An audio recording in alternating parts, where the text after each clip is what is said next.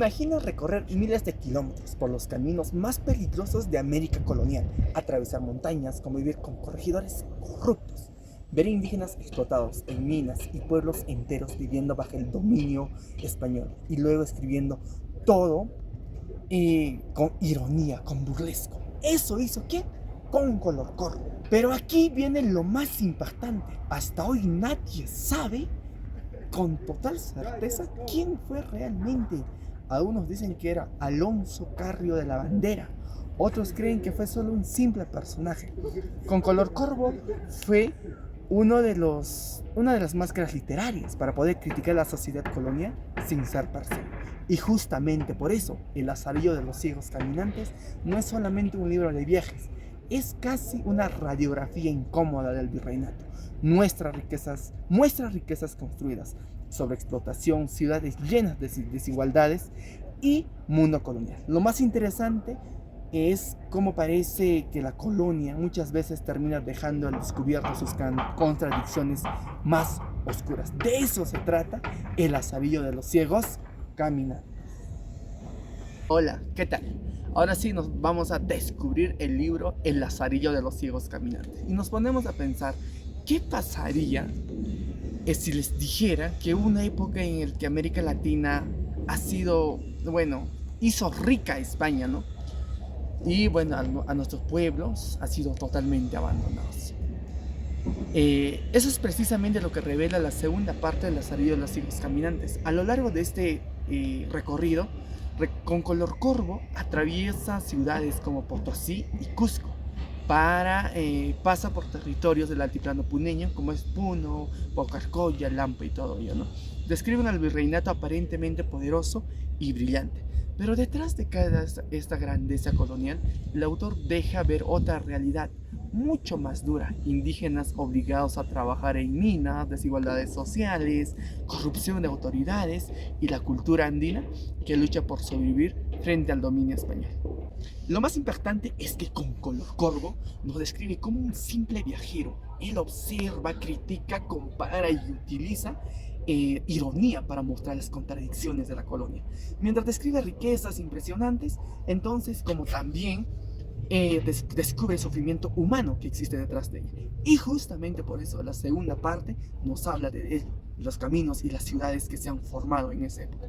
Hoy recordemos ese viaje colonial, cómo se ha ido formando. Entonces, básicamente eso vamos a tratar acerca de la segunda parte de El Lazarillo de los Ciegos Caminantes.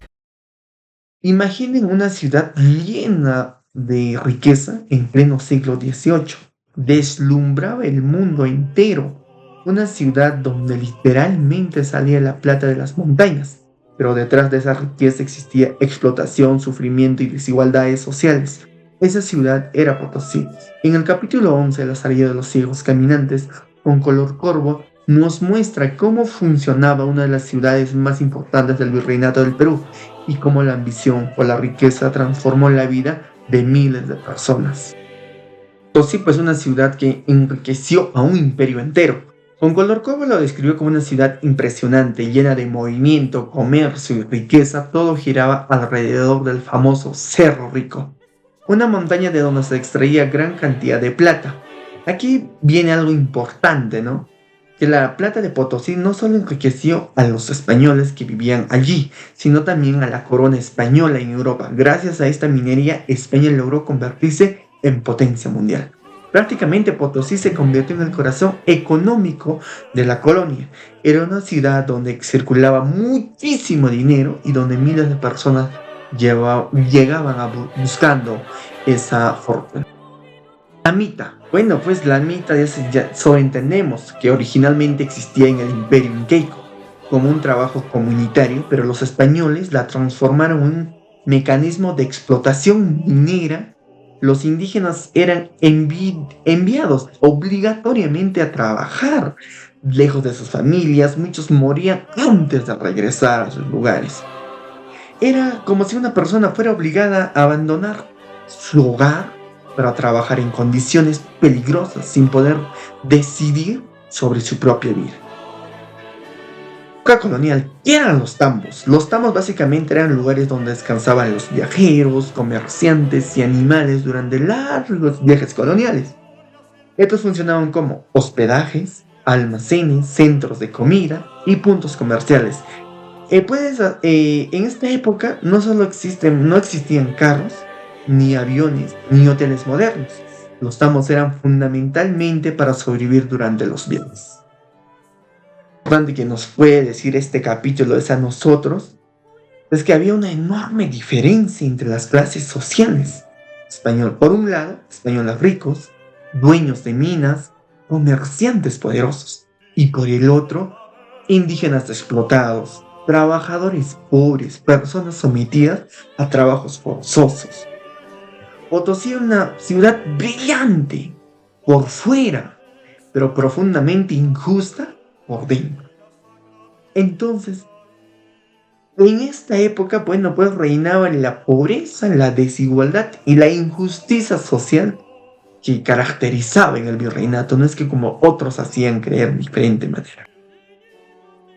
Seguimos explicando sobre el capítulo 12, que es La Plata, descripción de la ciudad, el oro de los cerros.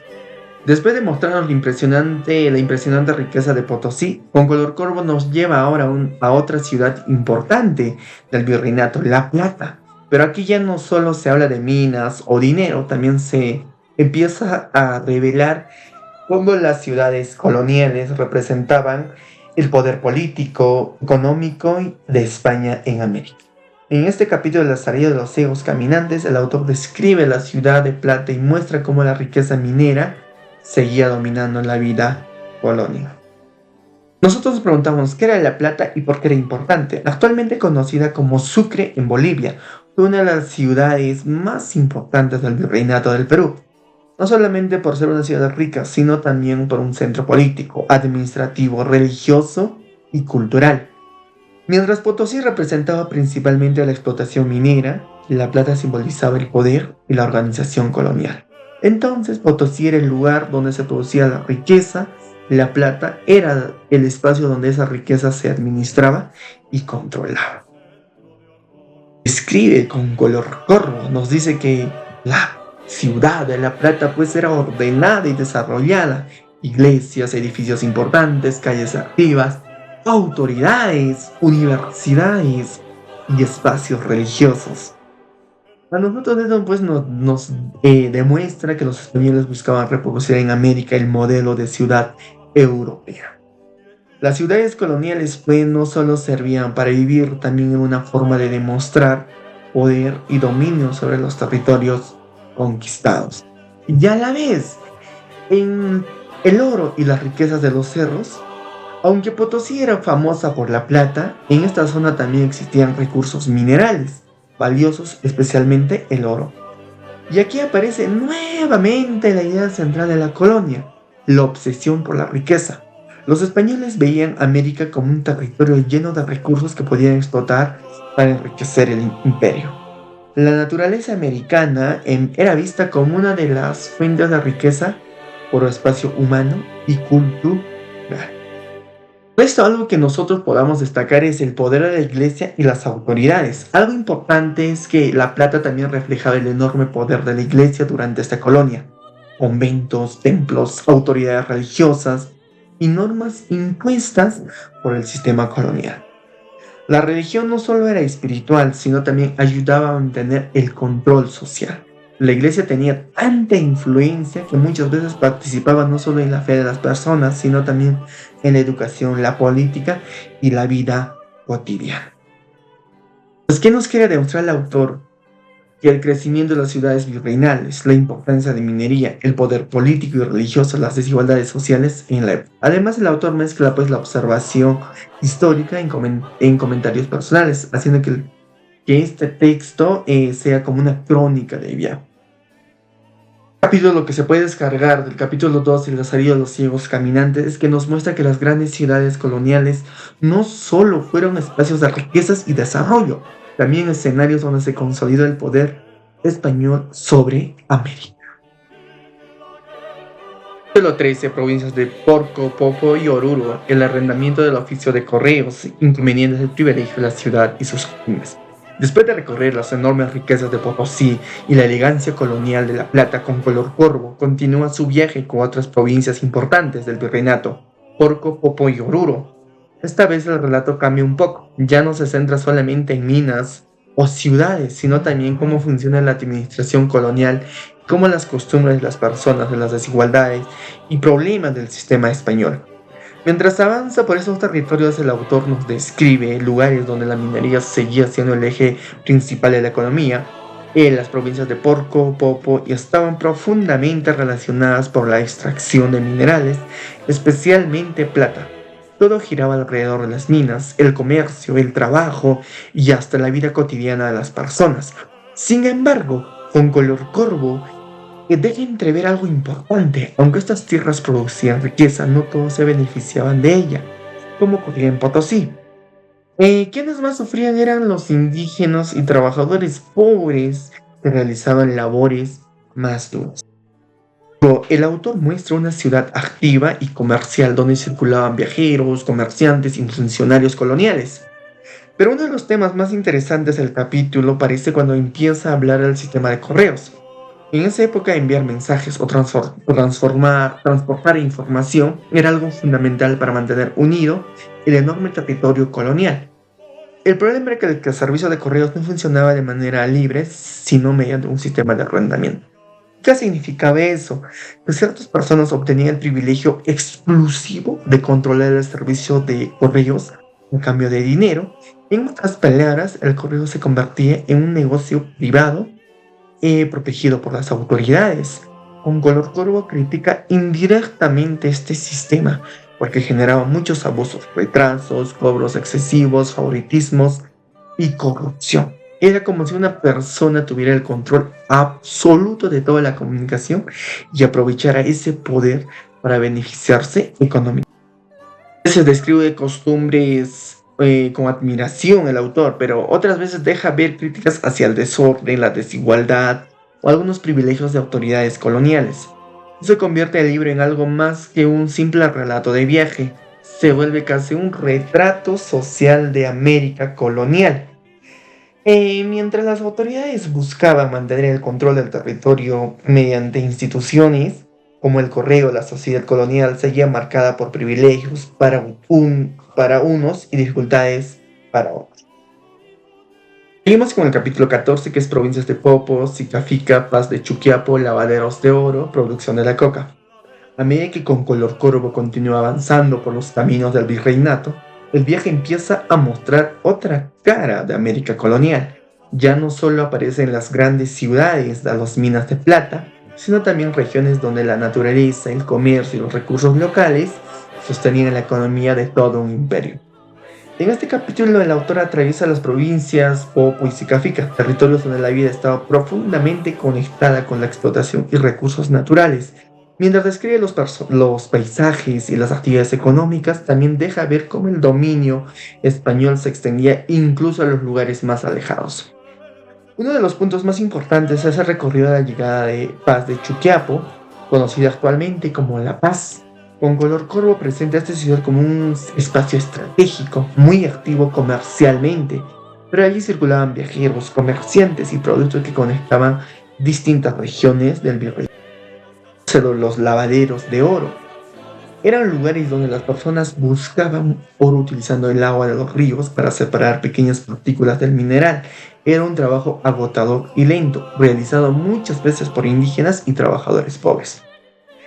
Aquí la obsesión por el oro seguía moviendo a la colonia. América era vista como una tierra capaz de enriquecer a cualquiera, aunque casi siempre la riqueza terminaba en manos de unos pocos, ¿no?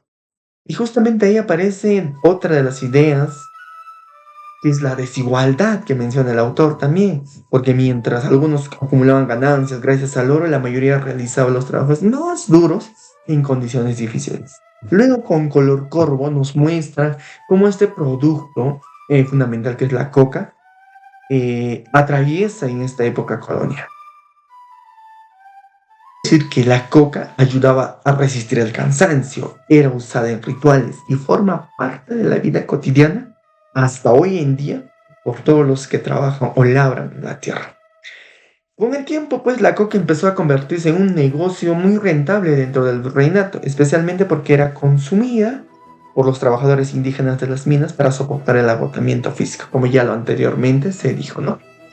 Entonces la coca no era simplemente una planta, representaba parte de la identidad cultural andina, pero durante la colonia también fue utilizada como una herramienta para mantener el trabajo forzado en las minas. Este capítulo nos menciona cómo el virreinato dependía profundamente de los recursos naturales del trabajo del indígena, a través del oro y la coca, productos fundamentales. Con color corvo revela que una ciudad donde la riqueza y la explotación caminaban juntos, de verdad. El capítulo 15 netamente nos habla del altiplano puneño, ¿no? Provincia de Huamasuyos, Pagajes, Tucuito, Paucarcoya, Lampa, Itinta y Quispicanchi, los indios mitayos, el trabajo de las minas, aventuras del obispo de la Nueva Vizcaya, los longevos de Combapata del Cusco. En este capítulo el viaje de Concolor Corvo entra en un territorio profundamente conectado con nuestra historia andina y especialmente con el altiplano puneño. Ya no estamos hablando solamente de ciudades lejanas o minas famosas. Ahora aparecen provincias que forman parte de la memoria historia del sur andino, Chucuito, Paucarcoya, Lampa, espacios muy vinculados al actual departamento de Puno. Eso hace que este capítulo de los más importantes de toda la obra, porque muestra cómo vivían las poblaciones andinas durante la colonia y cómo el sistema español transformó completamente su en la época colonial. Concolor Corvo atraviesa provincias del altiplano donde predominaban comunidades indígenas dedicadas a la agricultura, ganadería, comercio y sobre todo al trabajo obligatorio para las minas. Cuando menciona Chucuito, Paucarcoya, Lampa, está hablando de territorios que hoy forman parte esencial de la identidad puneña. Pero en el siglo XVIII estas zonas tenían un enorme valor para la corona española, porque salían muchos indígenas destinados al trabajo minero mediante la mita. El sufrimiento del mundo andino. Aquí la mita fue uno de los sistemas más duros impuestos por los españoles. Miles de indígenas del altiplano eran obligados a abandonar sus comunidades para trabajar en minas como las Potosí. Muchos caminaban enormes distancias del altiplano puneño hasta los centros mineros. Imagínate esto, hombres alejados de su familia, atravesado el frío de la sierra, cargado herramientas, sabiendo que nunca regresarían de nuevo a su casa, ¿no? Es lo más probable. ¿Y todo para qué? Para sostener la riqueza colonial. Aquí Concolor Corvo deja ver indirectamente que la realidad era muy dolorosa. El progreso económico español dependía del sacrificio del indígena, que fue muy desigualdad, ¿no? Que fue muy maltratado, ha sido maltratado literal. Las minas pues consumían la vida de los mitayos, enfermedades, agotamientos, accidentes, hambres y muerte constante. Por eso este capítulo tiene muy fuerte relación con Puno, que gran parte de la población andina del altiplano fue afectada por este sistema. Mientras Europa pues admiraba la riqueza de América, los pueblos andinos sufrían una de las explotaciones más duras de la historia.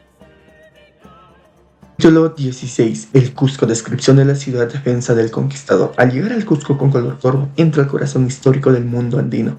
Pero lo interesante de este capítulo es que ya no solo se describe ciudades o paisajes, ahora comienza a justificar en la conquista española y a comparar dos visiones completamente opuestas, la mirada europea y la realidad indígena.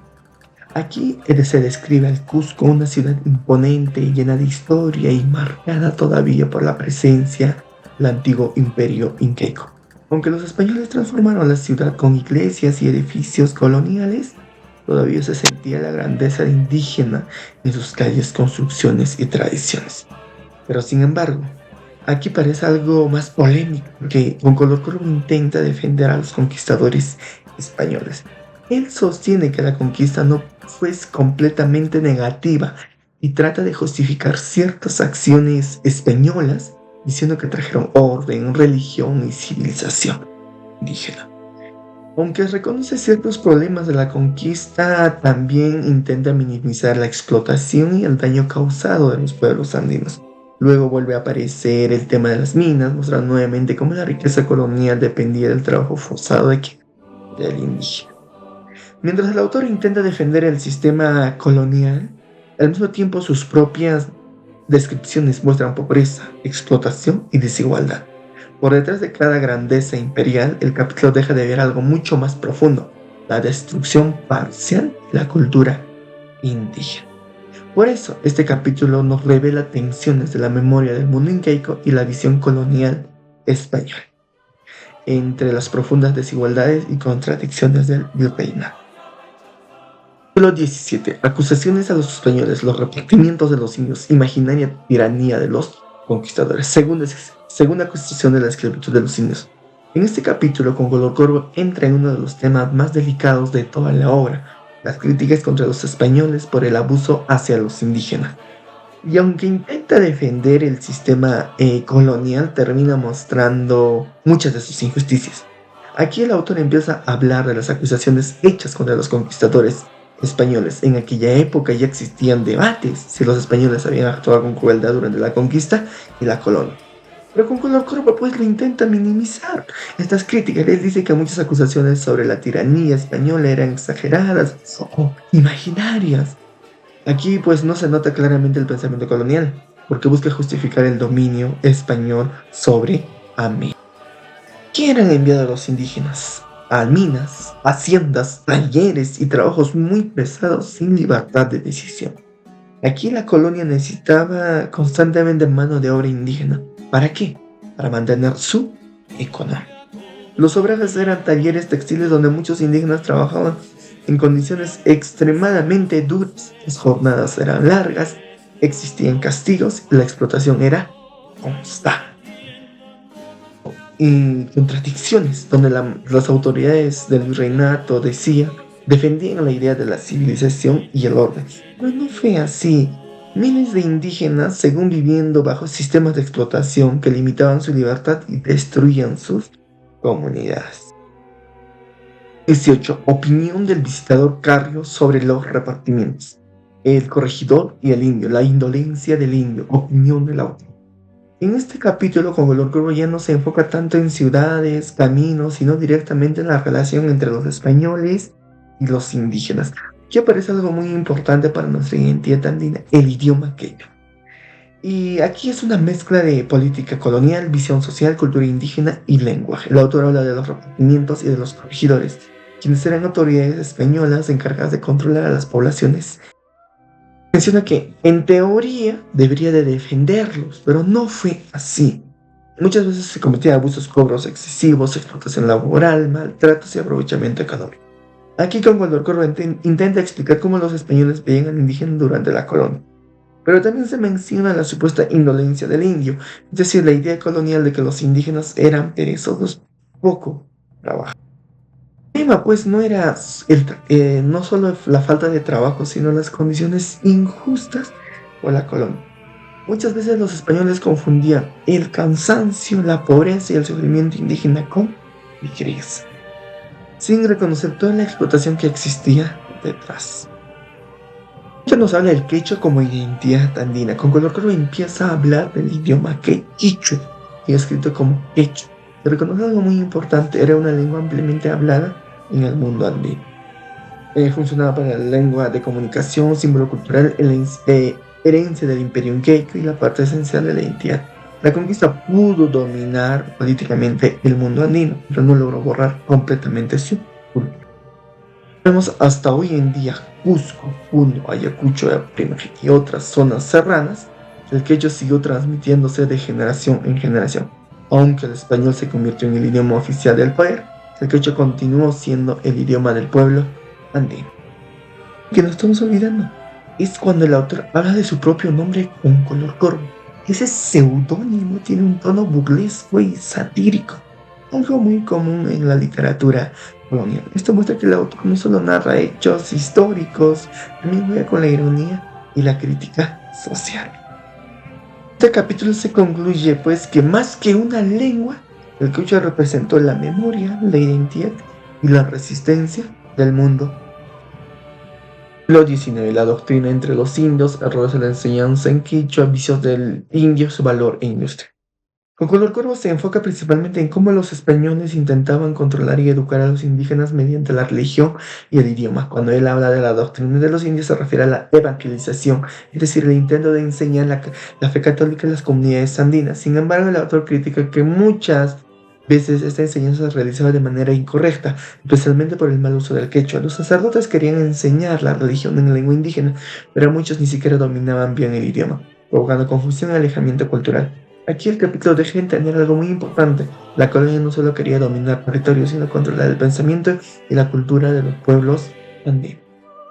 Se menciona que los supuestos vicios del indio, algo que refleja claramente la mentalidad colonial de la época, pero al mismo tiempo reconoce su valor e industria, es decir, su capacidad de trabajo, resistencia y esfuerzo. Aquí aparece la gran contradicción del capítulo. Mientras algunos españoles criticaban a los indígenas, dependían completamente de ellos para sostener la economía. Los indígenas trabajaban en agricultura, minería, caminos y comercio. Por eso, aunque el autor escribe una visión colonial, termina mostrando directamente que el mundo andino era fuerte, organizado y fundamentalmente para él, virreinal. Aquí se menciona que la conquista del Chaco y la manera de gobernarlo. En Color Cuervo deja ver cómo España buscaba expandir y mantener su dominio sobre los territorios indígenas. La línea de gobernar no significa igualdad, sino control político, religioso y cultural. En el fondo este capítulo nos quiere mostrar cómo funcionaba el poder colonial, mientras otros imponían la religión, luego el idioma y finalmente las normas españolas. Capítulo 20. Los negros, cantos, bailes y músicas, diferencias en las costumbres del indio, oficios y el mestizo. En este capítulo con Color Cuervo deja de centrarse solamente en los indígenas y empieza a describir la diversidad social y cultural que existía en el virreinato. Habla de los negros esclavizados traídos desde África y describe sus cantos, bailes y músicas como expresiones llenas de energía y alegría. Sin embargo, detrás de esas celebraciones existía una realidad muy dura y muchos de sus afrodescendientes vivían la condición de la esclavitud y realizaban trabajos pesados en las haciendas, minas o servicios domésticos. El autor también compara sus costumbres contra los indígenas andinos, mostrando cómo en la colonia cada grupo social era observado y clasificado según la mirada española, y que el capítulo refleja claramente la sociedad dividida por raza, origen y posición social. El correo también habla de los mestizos y específicamente los huamanguinos, refiriéndose a las personas de Huamanga.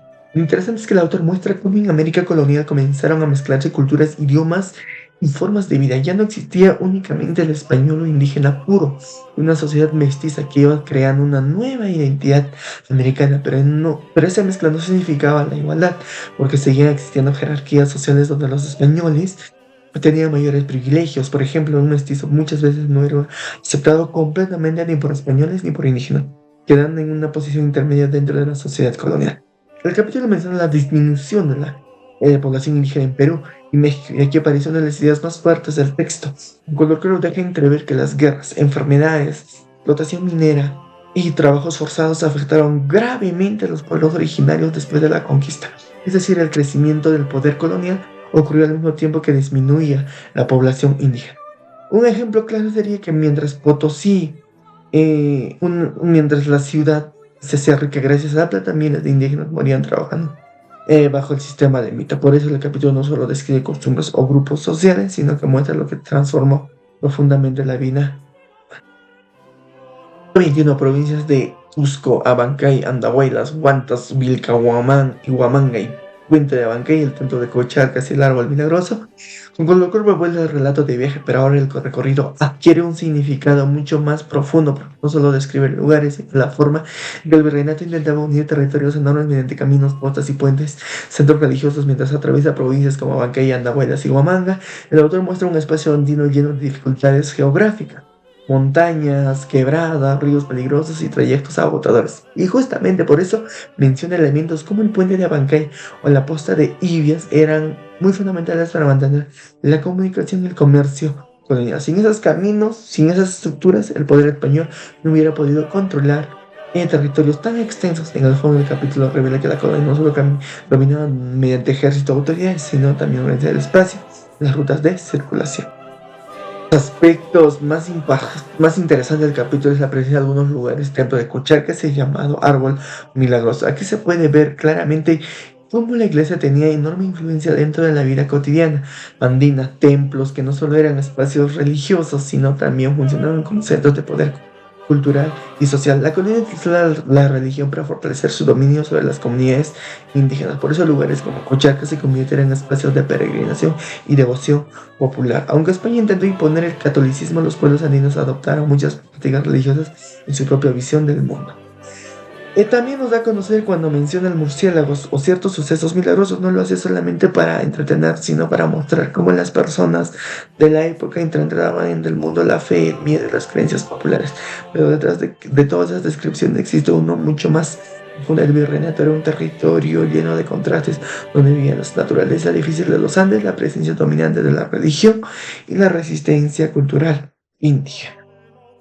22. La fiesta del Cusco, fiesta sagrada, las procesiones, las danzas de los indios y la tanasca de los gigantones. Describe las grandes fiestas del Cusco colonial, pero detrás de la música, las danzas y las celebraciones, el autor deja ver algo mucho más profundo. Cómo la sociedad colonial utilizaba las fiestas para demostrar poder, religión y jerarquías sociales. Las procesiones religiosas eran enormes espectáculos donde participaban autoridades, sacerdotes españoles e indígenas. Todo esto cuidadosamente organizado para mostrar la grandeza de la iglesia y el dominio español. Sin embargo, lo interesante es que las danzas de los indios también tenían gran presencia, lo que demuestra que la cultura andina seguía viva dentro de esta gran presencia, lo que demuestra que la cultura andina intentó imponer tradiciones europeas, ¿no? Por menciona elementos como la tarasca, las gigantones, las corridas de toros y los carnavales, muestra cómo las fiestas mezclaban lo religioso con lo popular. Había momentos de devoción, pero también diversión, excesos y entretenimiento público. Y aquí aparece un análisis importante. Las fiestas funcionaban como una forma de control social. Mientras las personas celebraban, bailaban o existían procesiones, también reformaban el orden social y las diferencias sociales. Como el Cusco colonial era una ciudad mezcla cultural, las tradiciones españolas se combinaron con costumbres andinas, creando celebraciones únicas que todavía tienen relación con muchas festividades actuales del Perú. Por ejemplo, hoy en varias fiestas andinas sigue existiendo las procesiones, danzas tradicionales y celebraciones populares donde se mezclan elementos católicos e indígenas. Por eso el capítulo 22 no habla de fiestas, en realidad muestra cómo la cultura andina sobrevivió dentro del mundo colonial, adaptándose sin desaparecer completamente. 23. La ruta de Huamanga a Huancavelica, la villa de Huancavelica, la mina de Azul. Aquí describe el viaje de Huamanga hacia Huancavelica dentro del centro real de La Plata. Es la famosa mina de Azogue, uno de los lugares más importantes y peligrosos de toda la colonia.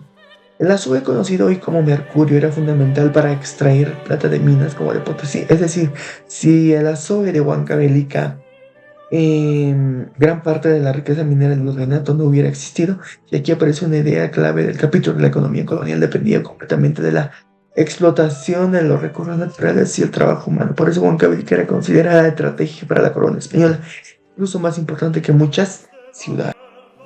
De esta importancia económica existe una realidad terrible. Las minas de Azogue eran extremadamente tóxicas y peligrosas. Los trabajadores indígenas respiraban sustancias dañinas que atacaban gravemente su salud. Muchos se enfermaban o morían debido al contacto constante con el mercurio.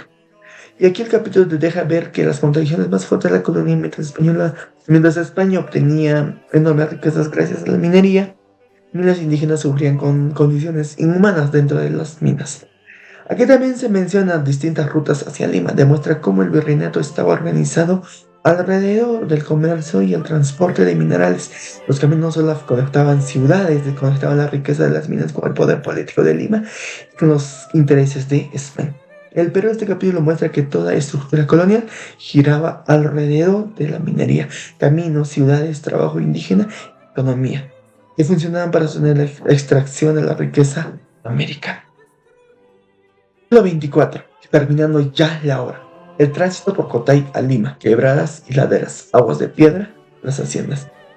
Aquí Congo Carbonaro narra el difícil trayecto hacia Lima, pero más allá del viaje, lo que realmente muestra es cómo el virreinato dependía completamente de sus caminos y de la organización territorial para mantener el poder colonial.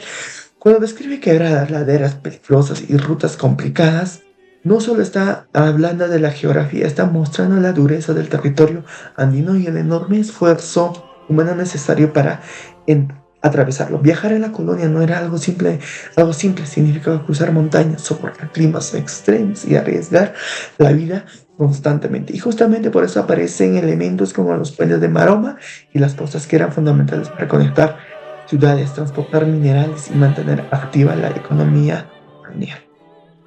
Las haciendas concentraban tierras y poder económico en manos de unos pocos españoles o criollos, mientras indígenas y campesinos trabajaban en condiciones de dependencia.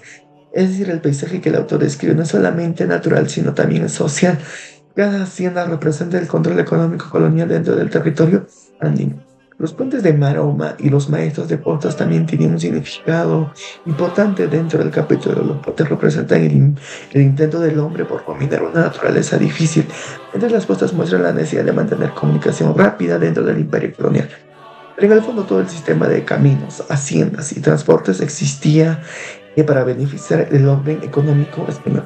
Por eso este capítulo no trata únicamente de un viaje hacia Limas, en realidad revela cómo el virreinato organizó el espacio andino para extraer riquezas, controlar territorios y sostener el poder colonial. Aquí lo más interesante es que mientras con color corvo puede admirar esa organización, también deja de ver indirectamente el enorme esfuerzo y el sacrificio que había detrás de ello. En los apéndices de los capítulos también habla la breve comparación entre las ciudades de Lima y el Cusco. Lima parece pues como una ciudad del poder español moderna, elegante y conectada con el mundo. Por otro lado, Cusco representa la memoria del mundo andino y la herencia del impacto incaico. Cuando se habla de los limeños, los mexicanos y especialmente el traje de limeña, el autor se enfoca en la costumbre, la apariencia y el estilo de vida de las personas. Aquí se nota claramente cómo en la colonia la imagen social era muy importante. La forma de vestir mostraba prestigio, clase social y posición económica. Las limeñas aparecen descritas con elegancia y refinamiento. Tanto eso también, en uno de esos apéndices, el capítulo 27 nos muestra que las particularidades de Lima, las tapadas. Aquí menciona que la capital virreinal se había convertido en el símbolo más visible del lujo y la superstición colonial. Uno de los temas más llamativos eran las famosas tapadas limeñas, mujeres que cubrían gran parte de su rostro con mantos dejando visible solo un ojo. Eso era una mente moda, representa una forma muy particular de la identidad limeña. Tanto eso también, en uno de esos apéndices, el capítulo 27 nos muestra que las particularidades de Lima, las tapadas. Aquí menciona que la capital virreinal se había convertido en el símbolo más visible del lujo y la superstición colonial. Uno de los temas más llamativos eran las famosas tapadas limeñas, mujeres que cubrían gran parte de su rostro con mantos dejando visible solo un ojo. Eso era una mente moda, representa una forma muy particular de la identidad limeña. Apéndice, el plan gobierno del Perú. Aquí deja de lado el autor el relato de viajes para centrarse directamente en la organización política del virreinato del Perú. Aquí explica cómo funcionaba el gobierno colonial y España mantenía el control sobre el territorio tan grande y diverso. El autor muestra la importancia de las autoridades virreinales, los corregidores y las instituciones que administraban la justicia, impuestos y trabajo indígena. Segundo apéndice, borrador de manuscrito que empezó a hacer Alonso Carrió. Nos dice que quería construir una obra que no solo estuviera, sino que también explicara cómo funcionaba la sociedad colonial, sus caminos, sus problemas, sus desigualdades y sus costumbres. Incluso en este borrador se percibe una mirada crítica e irónica que caracteriza toda la obra. Entonces aquí funciona como el personaje o sinónimo literario, por eso este borrador ayuda a entender la mejor intención de Alonso Carrió: retratar el virreinato no como un lugar perfecto, sino como una sociedad llena de contradicciones, riqueza, poder y explotación. Dentro de este apéndice, tercer apéndice, extracto del viaje que hizo la fragata nombrada el Tucumán, correo de su majestad desde la bahía de Coruña hasta el puerto de Montevideo.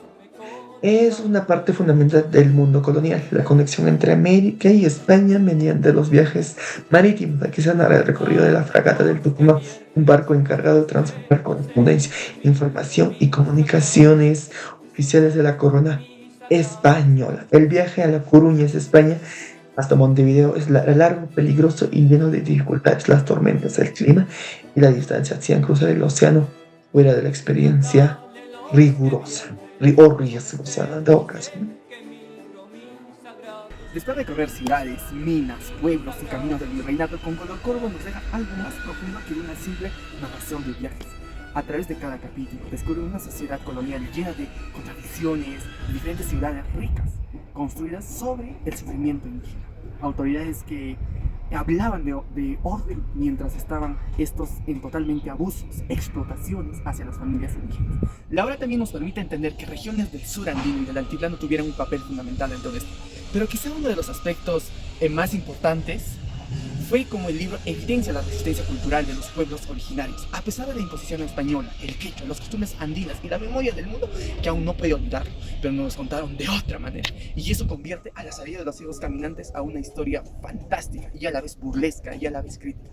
Finalmente esta obra nos hace reflexionar a nosotros algo como las riquezas y las grandes construcciones de un imperio, pero olvida a las personas que sufrieron para sostenerlo a esta gran colonia en España. Por eso esta obra a nosotros nos hace reflexionar cómo los españoles, cuando formaron su gran colonia en Europa, explotaron a los nuestros, a nuestra gente, a la gente de Lampa, Boca, Colla, porque se llevaron y esas gentes se perdieron, desarmaron la familia. Entonces eso nos enseña. Muchas gracias.